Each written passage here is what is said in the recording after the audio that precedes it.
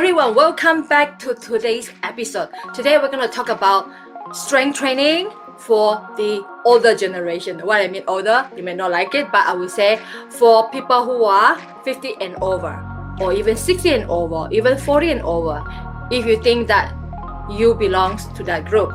So what should we do? Should we lift weight when we grow senior, or should we just do regular walking?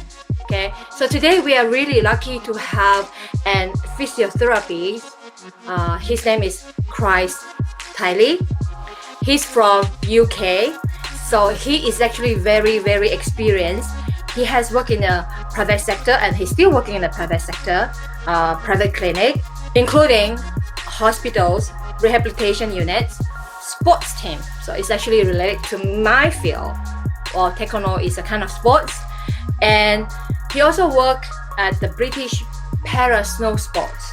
So let's invite him.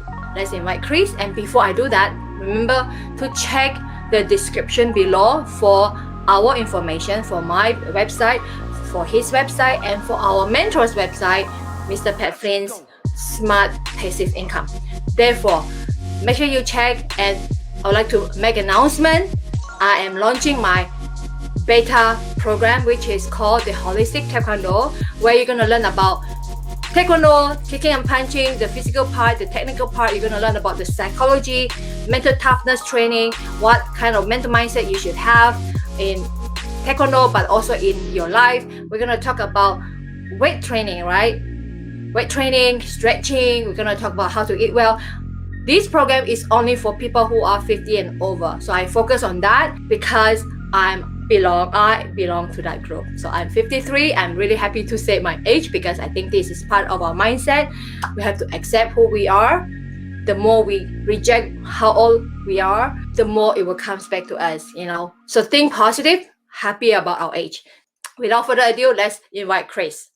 Hello, Chris. Thank you so much for attending this interview, and thank you so much for sharing your knowledge and experience. Sarah, no, thank you. Thank you for having me on. Yeah, thank you so much. I read about your biography. It's really amazing, and I think you can help a lot of people, especially your program that gearing towards population that are older. I mean senior. So you have a program called "It's Never Too Old to Lift." Yep. So yeah, I would like to hear more about you. And would you mind to tell us more about your background and what do you mean by too old to live? I know many people may not like the word old, so hope to hear from you. Yeah, of course. So yes, as you said, so I'm a physiotherapist, or some, I think a lot of people in North America refer it to a physical therapist, so same thing. In the UK. I've been qualified for about 13 years now. So started off in hospitals, like you said, and then worked with sports teams for a while, and that included the British Para Snow Sports. So that's our disabled ski and snowboard team. So I think there it kind of took my interest with the strength training specifically to start with, because I was working with people who might have been missing a leg, or who've got spinal cord injuries, some that are visually impaired, and they're able to work around their limitations and still get themselves as strong as possible and make themselves kind of robust and resilient to try and prevent injuries. And so that kind of sparked my interest in strength training initially. And then I started to work within private clinics. So your classic physiotherapy department. So someone might come in with back pain or knee pain. And through that, I would implement some of the strength training into that. And then they're my current people I tend to see in the area I live and work tend to be of the older generation. And so I've really enjoyed taking people who never thought it was possible to build strength again and do the things that they've been scared of, and then see how that benefits them in both their health but also their lifestyle as well. And then, like you say, I've managed to be interested in trying to share that with more people. So I've started the blog Never Too Old to Lift, and yeah, I suppose we'll talk through more about different aspects of that in a second. Well, wonderful, wonderful. It's never too old to live. It's actually resonate with my message. As you know, I have just mentioned that I am launching my Taekwondo program. It's a certification program for those who had missed a chance to learn Taekwondo when they were a child, when they were younger, when they were a kid. So it's now this is time to join my program. It's a holistic Taekwondo program. Why I say holistic is you learn about many things. You learn about mental skill, not only Taekwondo part of it. I know when people talk about Taekwondo, they think of kicking and punching, but Taekwondo is more than kicking and punching. It's a do. Taekwondo is a do that makes a difference. So, yeah, my program, we also talk about strength training, stretching, because you need strength training to be able to punch hard and kick hard, but also you need stretching to be able to kick higher because that makes you more flexible. So we'd like to hear from you. What do you mean by never too old to live? Like, what is a age range for people who would like to learn weight training? I mean, it's a bit of a span, but basically from the age of 30, but it accelerates from the age of 50, is we lose muscle mass and muscle strength. A process that's called sarcopenia. But like I say, it's a loss of muscle strength and mass as we get older. So it's really anyone who started to notice as they got older, they've started to lose strength. But most people tend to notice a bit more beyond the age of 50 and 60. And you start to find some things feel a bit more difficult. And at that point, people may stay relatively active, but if they start to develop sort of slight niggles and injuries, or they just start to feel more fatigued with those activities, some people get scared to do them in case they cause an injury and they start to stop. And once you stop your more active activities, that's when the strength really starts to decline. And a lot of people think it's just a normal part of getting older, but actually you can turn it around at any point. You can not only can you slow the loss down, is you can actually reverse and gain strength that you've already lost. It's going to be a little bit harder and a little bit slower process, but it is possible. So yeah, Never Too Old to Lift is aimed at trying to take people who have noticed they're not as strong as they used to be when they're younger, and they want to make a positive change, and they want to enjoy all aspects of getting older and moving into retirement and having grandchildren and spending more time in the garden and all the things they've always imagined they'll be able to do when they get older, but starting to think and doubt themselves because they've started to feel a little bit weaker. Yeah, it is true. When I was a child, I was told that don't lift too heavy, or don't do any weight training or strength training, because it will make you it will not make you grow taller, because the myth is that when you carry weight, it will push you down, right? The weight is heavy because of the center of because of the gravity, it will push you down. So when you are younger, you're not supposed to carry weight, because it will make you it will not make you grow. It will just make you look short, because the weight will push you down. So that is a myth, right? So what is what is the earlier age people can carry weight? It's getting younger and younger, and obviously I work more with the adult population, and especially the older adults. But yeah, the myth that if you started weight training as a child, it would stunt your growth is been sort of disproved, and it's not a thing anymore. So you see a lot of people from a lot younger ages, and I don't think you necessarily need to push before people are adolescents, but definitely in their teenage years, it's absolutely fine to lift weights. And like always, it's something you want to do ideally under supervision and or with a bit of a plan and a program in mind, rather than just kind of aimlessly going into the gym and just picking up weights. And that's the approach I talk about for older adults as well, which we'll come on to. But yeah, for younger age, it's you can start earlier, than you don't have to wait till you're 18. And then, like I say, as you get older, it's not something like you just said. People used to think that if you lifted a heavy weight and loaded your joints, that it would damage your joints. Yeah.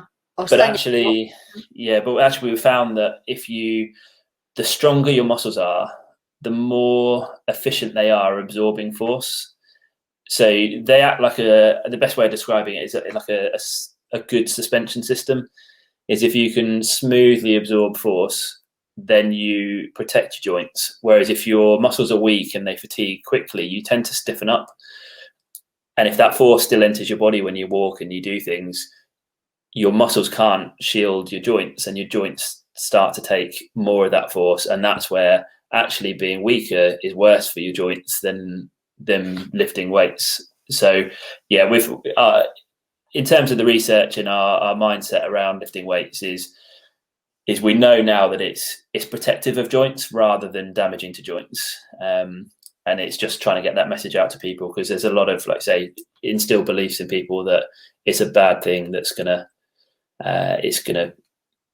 cause injuries. And don't get me wrong, there, if you approach it the wrong way and you go too much too soon and you don't follow a plan, and I agree you don't kind of respect your current ability levels, then it can cause some form of injury. But if you start off slow and let your body adapt to the weight and then gradually build it and gradually build, then it's fantastic. And it's like I say, I've got written a blog about it because I'm such a fan of it, and I see the results in people that I work with. That's fantastic. Yeah, I totally agree with you. I'm not sure where did that people get that misconception. Where did that get from? Like, I wonder why we were told that, when you are a child, you should not carry heavy weight or weight because that will stunt your growth. But when you grow older, and they will, we were informed that it will maybe break your bone if you carry weight. So I wonder, where did that get from? Where did they get that kind of a misconception information? Difficult to know. I think it's probably just because we didn't have the research at that point, and it sounds logical that if you lift heavy weights and you put weight through the joints, then it sounds like a logical thing that you might damage them. It's the same as running. There's some more recent studies showing that if you are a regular runner and you've gradually built up your mileage, then actually people who run have a thicker cartilage around their knee than people who don't run. Whereas we've always been told that running is bad for your knees and you shouldn't do running. Actually, like I say, we're finding research that is starting to show the opposite of that. So I think it's probably just the lack of research that people had, and it just sounded like a logical thing. And now that we've got the research to start disproving some of the old myths, we can start moving forwards and really promoting them as things you can carry on doing. It is true. So what are the other misconceptions about weight training for people in your niche or niches? Do you think that it's never too old to carry weight or to lift? I think a lot of people think if they've never done it in the past that it's too late to start, and you can't. People think you have to have done it all your life to carry it on. You can always start at any point, and I suppose one of the other myths is that people think it has to look like someone with a barbell, so the bar with the weights on the end, on their back, or weight training or strength training. I use the terms interchangeably. So there's weight training, resistance training, and strength training. But if we look at the strength element, which is what I tend to focus on as a physiotherapist, is it's taking the muscles to the point of fatigue. So if I say, for example, ask you to squat 10 times. So a squat is a movement like you get up and down from a chair, for anyone who's listening who's not too sure. So it's that action of sitting down and back up again. Yeah, exactly that. If I asked you to do that 10 times, and on the 9th one you began to struggle, and the 10th one you found it challenging, if I asked you to do an 11th, ideally you should find that actually you've got nothing left in the muscles. You can't do an 11th one. So that means you'll have taken your muscles to fatigue by that 10 repetitions. That's where the strength gains come. If you finish a 10 and actually you could have done another 10 straight away, then you weren't lifting quite heavy enough. So for some people who've never trained before, their body weight might be enough to hit that fatigue point. So you might not actually need any weight or resistance at all. For other people, they might need 20 kilos, 40 kilos, 60 kilos, or I use kilograms. I'm not sure if it's pounds. I think pounds is roughly double kilograms, but you get the point. And it doesn't have to be weights either. It could be a resistance band. I know you've got one of the little loop bands there. Yeah, you can also get the bigger bands with handles at the end, or there's ones that are big continuous loops. Anything that applies additional resistance to make it easy or allow you to get to the point where you're going to hit fatigue is fine. Equally, a weight doesn't have to look like a weight in a gym. I know someone who has found different rocks in their garden, or when they went down to the beach, they've got some that are this small that are kind of a couple of kilograms. They've got some bigger ones that are 10 kilos, and they put those in backpacks. Some people use sand. They buy a big bag of builder sand from a department store, and then they will bag it up so they can have 1 kilogram bags or 5 kilogram bags, and then you can put those in again in a rucksack. And so it doesn't have to look scary. Like, so a lot of people are intimidated by the gym or the weight section of a gym, and you don't have to go to a gym. You can do it all from home. Like I said, it doesn't have to be expensive weights, because I know the pandemics, the home gyms have been more desirable. So the weights, so the price of the weights has gone right up. I think it's starting to come back down again now, because a lot more gyms are open in different areas of the countries. But yeah, it doesn't have to be a scary, intimidating process. It can be something that's quite achievable and familiar to begin with, and then you can build the weight. And as you get better and better at it, you want to get better equipment, and you kind of feel like you feel more confident to step into weight sections of a gym. But yeah, I think they're probably the main ones: is the fear of causing injury, the thoughts that you're too old to start if you've never done it before, and the thought that you have to go to a gym. You can do this all from home, or in a garage, or somewhere where you feel safe and less intimidated. Yeah, that's good point. That's good point.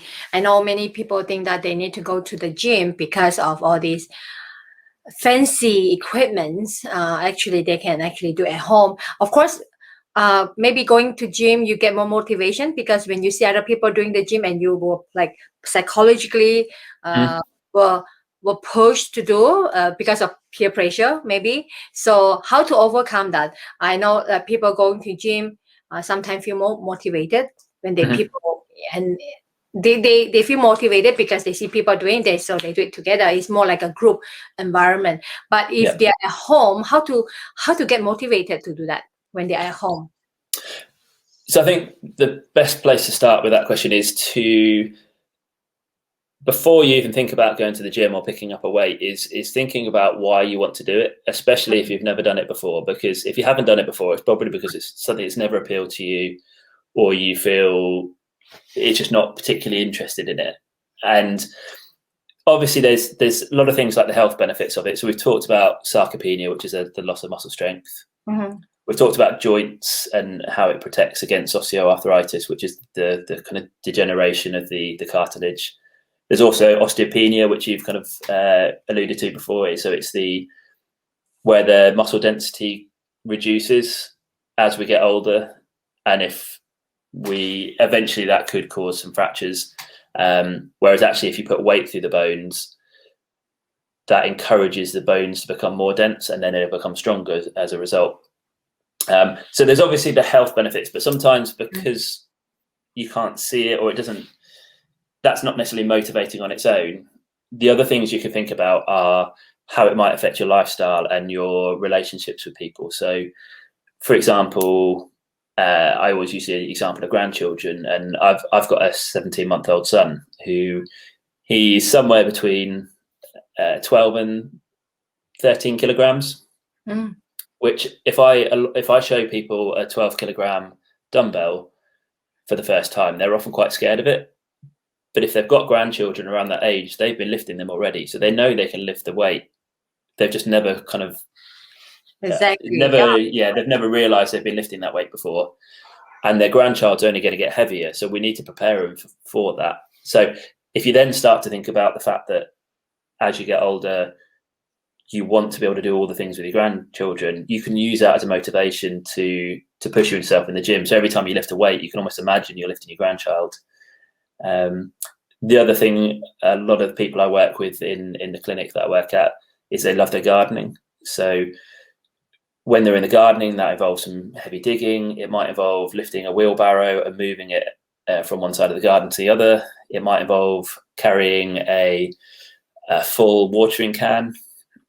And all of those are quite heavy and demanding tasks. And you need strength to be able to do that. So you can imagine if you held a kettlebell and walked across a room for like a single arm farmer's carry, that's called, or a suitcase carry.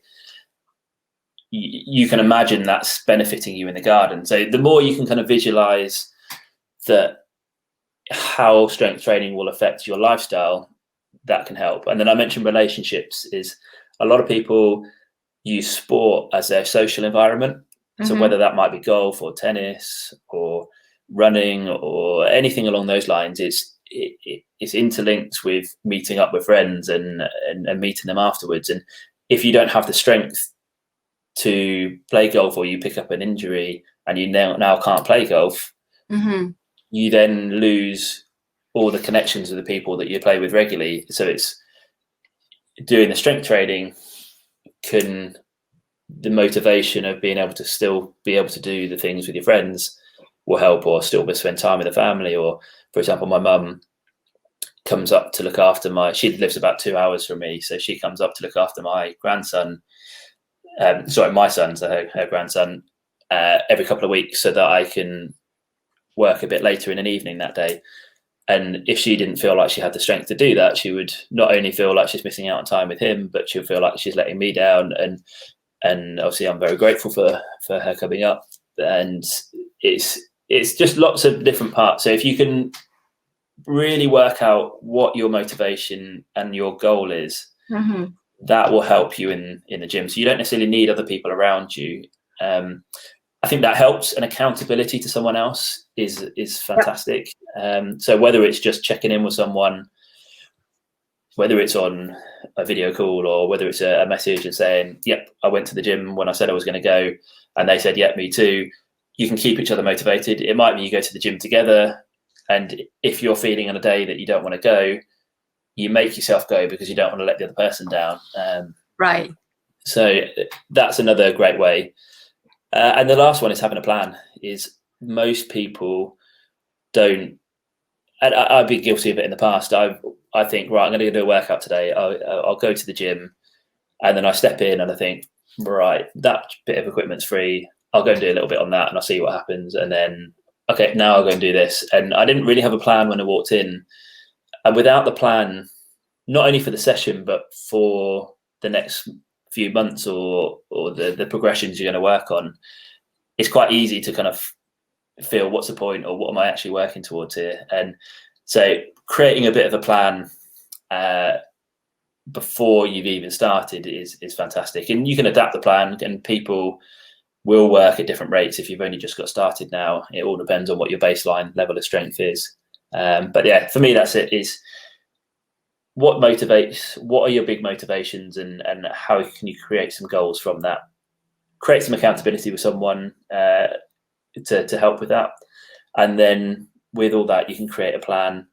And then when you get started, you can work through that plan. And that then could be in a gym. And if you thrive off the environment of other people working around you, great. If you feel like the gym is actually, you don't like the thought of people watching and you feel intimidated by that, don't force yourself to go, because you're just gonna. Good point too. Yeah, you can do that at home, and then, like I say, you can use your accountability partner to get that kind of that feeling of motivation. Wow, great points. So we always have two ways of looking at it, right? People like to go to the gym because they have that environment, right, to push them go further.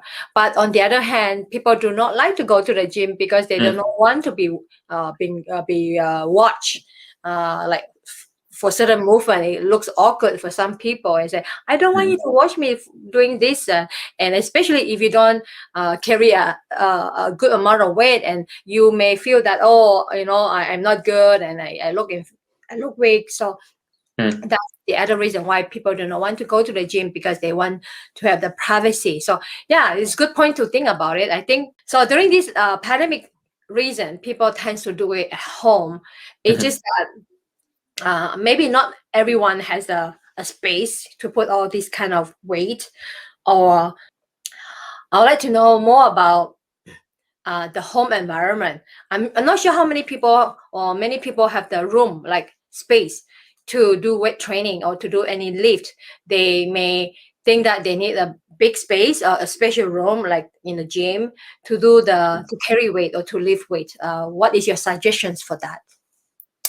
No, like you say, you don't necessarily need much space at all.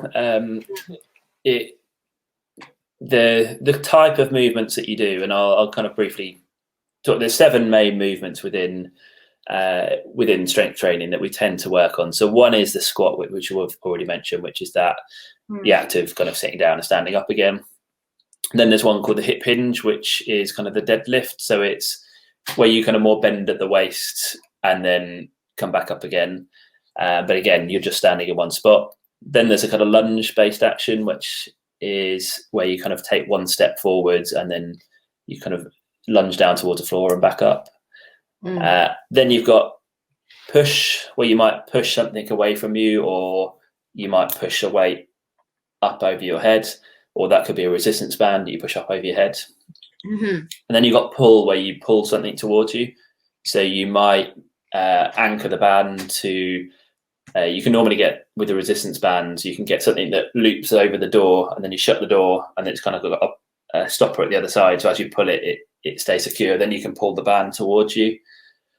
You've got rotation of the body, so you can rotate the body. So again, you could use that same band that anchored to the door. And then you've got walking, or gait. I talked about the single arm farmer's carry, where you might carry a weight and just walk to one side of the room and back. So most of them, you can just be in one spot, or you might just want a kind of yoga mat or exercise mat on the floor.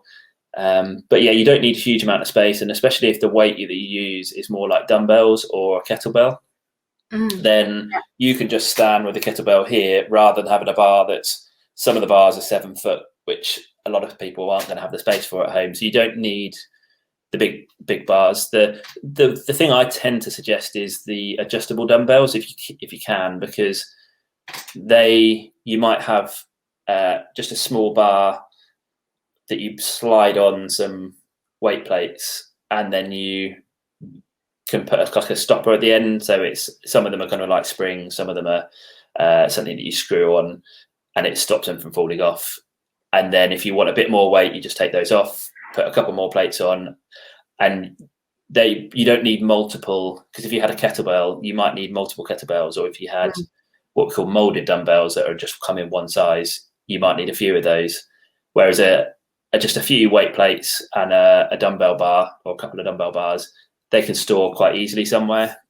Equally, a resistance band will provide you adequate resistance, and they can just be folded up and put in a bag. So storage-wise, you don't need a huge amount of space. And then once you start the exercise, you just need a little bit of space around you so that you're not going to clatter into things, but it doesn't need to be a huge room, and you don't need a huge kind of length to walk through. If you're doing the walking exercises, you just do back and forth multiple times if you need to make up those steps. That's fantastic points. So if you're listening out there, make sure you share with your friends. I think this is a very good content you can share with your friends. Let them know that it's never too old to lift weight. If you are watching this or listening to this, make sure you leave a positive comment, or let me know what is your number one takeaway. So let's move on with the next questions. So Chris already mentioned there are so many benefits of doing weight training. we talk about strength, we talk about flexibility, we talk about even mental skill, mental ability to be able to carry weight. You need that positive mindset, right? Mm-hmm. So what are the consequences of not carry or lift weight or not doing any strength training? What are the consequences for that? Yeah, so we kind of briefly covered it already in terms of the loss of muscle strength as we get older. And whilst we've still got quite a lot of muscle strength from when we were younger, it doesn't affect things straight away. And then eventually we'll start to, if you've got, say, this much muscle strength and say you play tennis and it starts to reduce, at some point it'll get to the point where you'll start lacking the strength to play tennis at the level you want to. So you might then have to find you pick up slight injuries or you just fatigue too quickly. And then you might think, all right, I'll drop that back slightly, and then you lose more strength and you think, right, I'll stop the tennis. And then things like the gardening might be affected. Then getting up and down the stairs becomes affected, and then getting out of a chair gets affected. And I'm talking, this is a lot later on down the line, but the longer that we leave it and ignore the fact that we're losing strength and more things are becoming difficult, the harder it is to start again. But also the more that we have increased risks of falls. And if we fall and you've already started to develop osteoporosis, then you're at a higher chance of causing a fracture. And then once you go to hospital, you might then need a period of time where you're not able to get on your feet to allow that to recover, which allows even more strength to decline. And then, I mean, this is worst case scenarios, but it's something I see all the time is people just think it's completely normal to feel weak as you get older and to stop doing the active things that you love. And I think, yeah, it's the lack of health. It's the loss of your hobbies that you love. And then it's the loss of opportunity for social interactions as a result. Because even if you just go out for a walk with family, if you feel like you're always the one lagging behind and slowing them down, then you're less likely to want to go.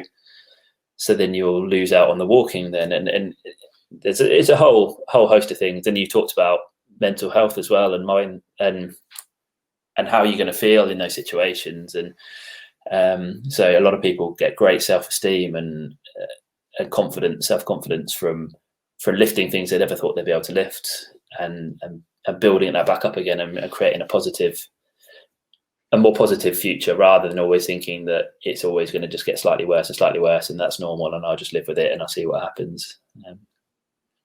Well, there's so many benefits of doing weight training or strength training. So you make sure those who are listening, make sure you actually share with your friends and maybe start doing something for yourself. So what are the what do you call it, modification or adaptation for people who have injury from sports or from work, injury from maybe from accidents? So what is your advice for them? Yeah, I mean, it depends on the different, whether it's a shoulder problem or whether it's a knee problem, but generally every exercise can be. Most people know that we can start off with an exercise and we can progress it, so we can add more weight or we can make it quicker. But often people don't realise there's levels below it, so there's ways of regressing in exercise. So, for example, for the squat, so if most people who say have knee pain when they squat tend to find the knee pain happens at the lower part of the squat. So actually, if they just work on, rather than squatting down to a normal height or to a normal, say, chair, they might go to a stool. So they just work on a more shallow range of movement. But as long as that's then pain free, then what you can do is you can start to add weight to that. So you can then make it really challenging for the shallow part, but just avoid the deep part completely to start with. And that will still strengthen your muscles. And then eventually, once the muscles are strong enough, you'll be able to start working into deeper and deeper movement. The other thing you can do is you can offload the weight of the body a little bit. So you might use, for example, the TRX, they're kind of a suspension trainer, so that they're often attached somewhere up high, and you hold these handles and you can pull they're kind of fabric straps that you can pull tight, so you can take some of your weight through the straps and squat down, and that way you're not having your entire body weight go through into the squat. You're just offloading some of your body weight. So again, it's another way to just, if you can't even manage a body weight squat, that's fine. It doesn't mean squats you put aside and you just work on the other ones. That's actually the one you're going to need to work on most. For some people in the gym, there's a leg press, so you can, rather than squatting, you sit in the leg press machine with your feet on a plate and you push the plate away from you.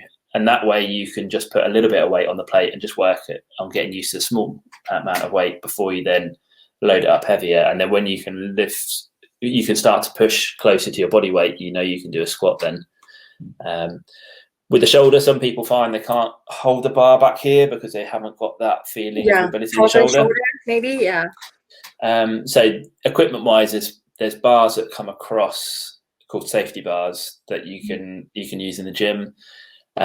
You might hold a kettlebell here, so your shoulders are down by your side. You might use a resistance band. So again, there's lots of different ways to adapt it, and it's the same. You might not have the mobility to lift a weight above your head.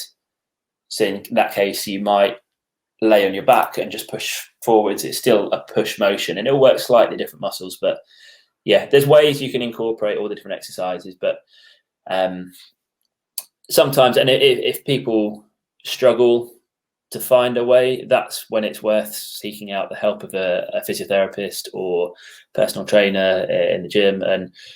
And there's other people that see this all the time. We know how to find different ways of doing it, and sometimes it's a bit trial and error. It's not the same for everyone, and but there's ways to be creative to find a starting point. And once you find a starting point, that's when it becomes easier, because then you know you can progress from there. Sometimes it is a bit more challenging, and if you're struggling on your own, find someone to help you find that starting point. You don't necessarily need to keep seeing someone forever, and if you're worried about it can be expensive to see personal trainers one-to-one all the time, but sometimes if it just helps you find that start point, you can then progress it on your own and then check in with someone every few months.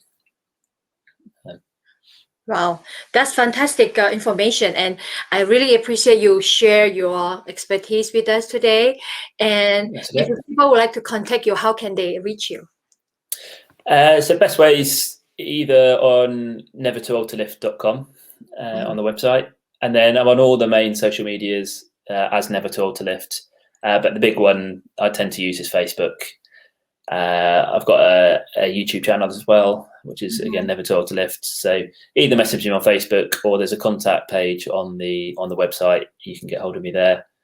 If anyone's interested in, I've got a free goal planner and workout template that people can go on and download, and it just gets you to start to go through some of the questions you might want to ask yourself to help create the goals. And the other thing we didn't talk about is what barriers might you face. So for example, if you're at home and you have to store the equipment, where are you going to store it? Because if it's a real effort to get the equipment out every time, you're probably going to start talking yourself out of doing it. Whereas if it's somewhere easily accessible, so if you thought about that in advance and you started to make a plan ahead of time, when that challenge actually becomes a reality, you're going to be able to challenge it, and you're going to be able to work around it so that it's not a problem.